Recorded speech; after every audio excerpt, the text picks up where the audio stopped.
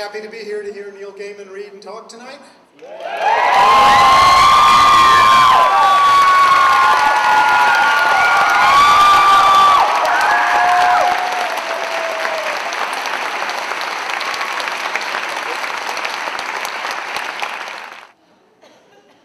My last landlady, she was nothing like you, nothing at all alike.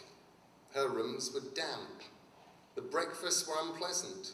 Oily eggs, leathery sausages, a baked orange sludge of beans. Her face would have curdled beans. She was not kind. You strike me as a kind person. I hope your world is kind. By which I mean, I've heard we see the world not as it is, but as we are.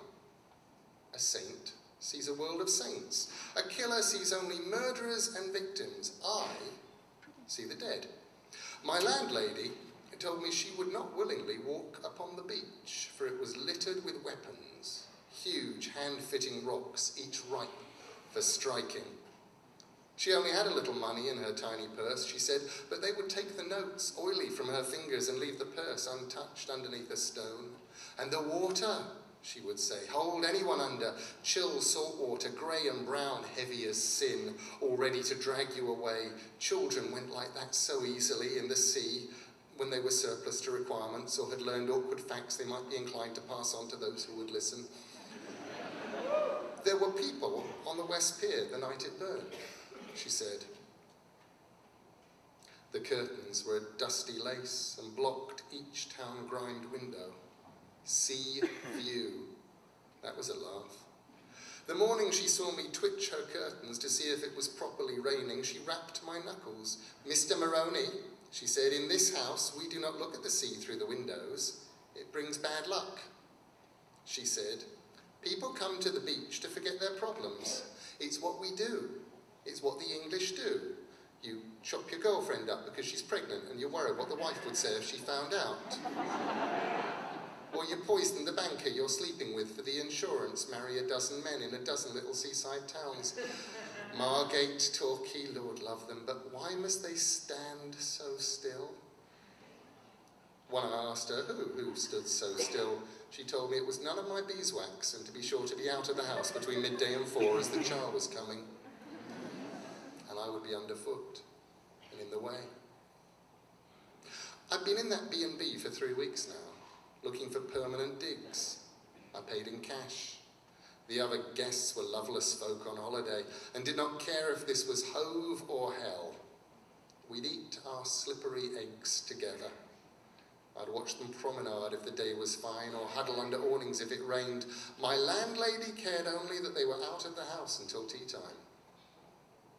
A retired dentist from Edgbaston, down for a week of loneliness and drizzle by the sea, would nod at me over breakfast, or if we passed on the seafront. The bathroom was down the hall. I was up in the night. I saw him in his dressing gown. I saw him knock upon her door. I saw it open. He went in. There's nothing more to tell. My landlady was there at breakfast, bright and cheery. She said the dentist had left early owing to a death in the family. She told the truth. That night, the rain rattled the windows. A week passed, and it was time. I told my landlady I'd found a place and would be moving on, and paid the rent. That night, she gave me a glass of whiskey and then another, and said I had always been her favourite, and that she was a woman of needs, a flower ripe for plucking.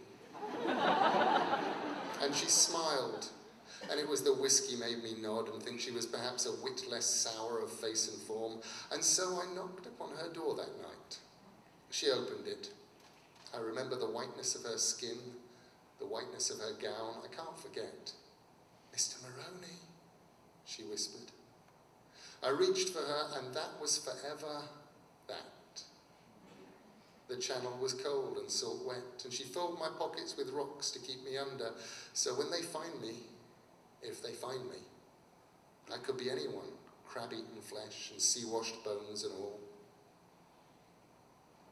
I think I shall like it here in my new digs, here on the seashore, and you have made me welcome.